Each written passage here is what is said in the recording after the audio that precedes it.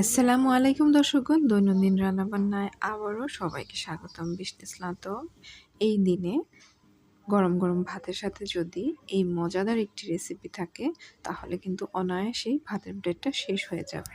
কোনো কোনো অঞ্চলে এখনও বৃষ্টিপাত না হয়ে থাকলেও খুব শীঘ্রই বৃষ্টির মুখ দেখবেন আশা করছি। দর্শকগণ, আমার আজকের রেসিপি সাদা চেওয়া মাছের মাথার একদম ঝাল ফ্রাই। এরকম যে সাদা চেওয়াটা আছে, ২ রকম চেওয়া পাওয়া যায় আমাদের চাঁদপুরের নদীতে, লাল চেওয়া, সাদা চেওয়া। লাল চেওয়াগুলো একটু বড় হয় আর এই চেওয়াগুলো একটু ছোট হয়। এগুলো ১ আঙ্গুল থেকে ১.৫ আঙ্গুল পরিমাণ লম্বা হয়। এরকম আধা কেজি মাছের মাথাগুলো, যেগুলো প্রায় ১.৫ ইঞ্চি থেকে ১ ইঞ্চির মতো লম্বা হবে, ভালোভাবে কেটে ধুয়ে পরিষ্কার করে পানিটা ছাড়িয়ে ১ চা চামচ হলুদের গুঁড়ো আর ১.৫ চা চামচ লবণ দিয়ে ভালোভাবে মাখিয়ে নিয়েছি।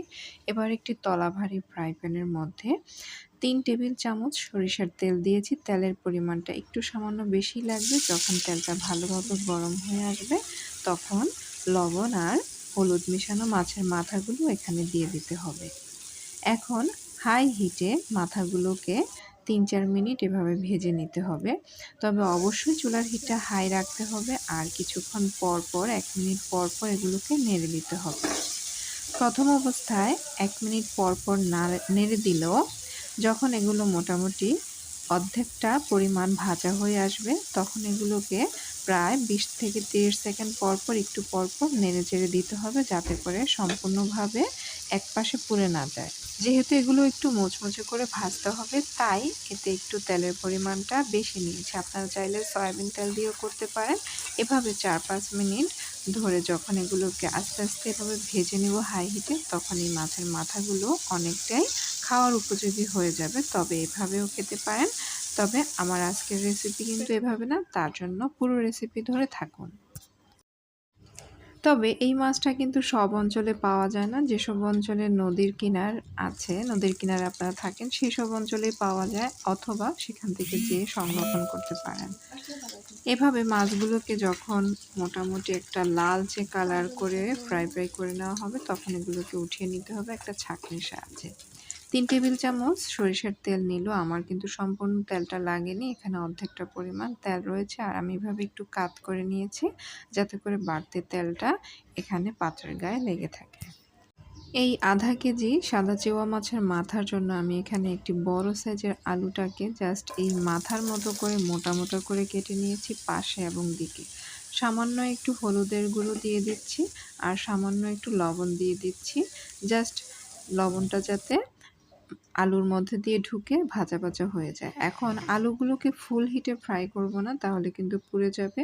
মিডিয়াম হিটে আমি আলুগুলোকে একটু সময় নিয়ে ৩ থেকে ৪ মিনিট এভাবে নেড়েচেড়ে অনেকটাই খাওয়ার উপযোগী করে নেব। দেখুন এইটুকু তেলে এভাবে ৩-৪ মিনিট যখন অল্প করে ভেজে নিয়েছি, আলুগুলো অনেকটাই খাওয়ার উপযোগী হয়ে গিয়েছে। এখন এগুলোকে ছাঁকনির সাহায্যে আমি উঠিয়ে নিচ্ছি।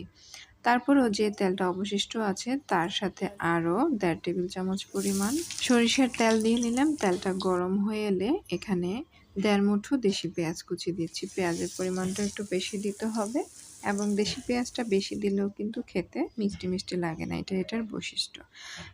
যদি না থাকে তাহলে ইন্ডিয়ান পেস্টটাও দিতে পারেন, তবে সেক্ষেত্রে একটু কমিয়ে দিতে পারেন।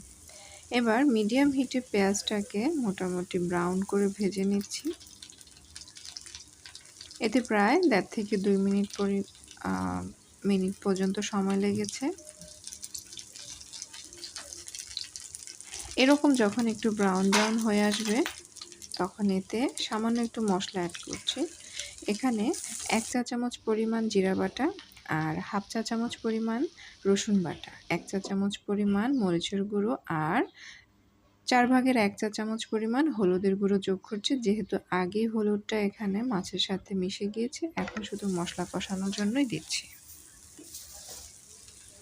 এই রান্নায় কিন্তু একদমই পানি ব্যবহার করব না, তাই এই মশলাটাকে মিডিয়াম লো হিটে ভালোভাবে কষিয়ে নেব ২-৩ মিনিট। এভাবে যখন কষানো হয়ে যাবে তখন এতে করে বড় ২টি টমেটো দিয়ে দিচ্ছি আর টমেটো আর মশলার স্বাদ অনুযায়ী ১ থেকে ১.৫ চিমটি লবণ দিয়ে দিচ্ছি। এখন একদম লো হিটে ঢেকে দিচ্ছি ১.৫ থেকে ২ মিনিটের জন্য। ১.৫ থেকে ২ মিনিট পর টমেটো যেহেতু পরিমাণে বেশি ছিল এবং একটু রসালো ছিল, টমেটো থেকেই পানিটা বের হবে এবং যখন এরকম টমেটোটা একটু হাফ সিদ্ধ হয়ে আসবে, সামান্য একটু পানি অবশিষ্ট থাকবে এখনও ঝোলের মাধ্যমে, তখন এখানে ভেজে রাখা আলু আর মাছের মাথাগুলো দিয়ে দিচ্ছি।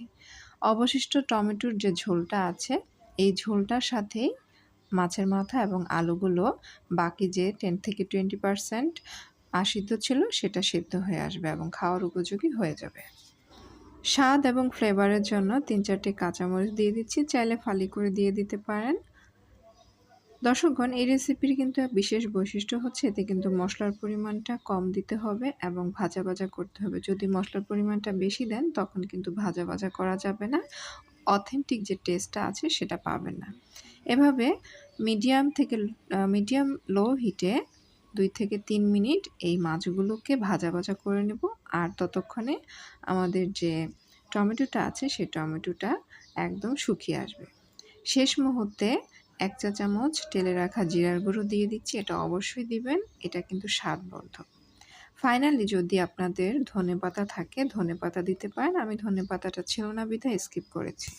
সম্পূর্ণ মাছটা একদম শুকনো শুকনো হয়ে গিয়েছে এবং তেলতেলা ভাবটা চলে এসেছে, বাড়তি যে তেলটা আছে সেটা কিন্তু ছাড়তে শুরু করেছে।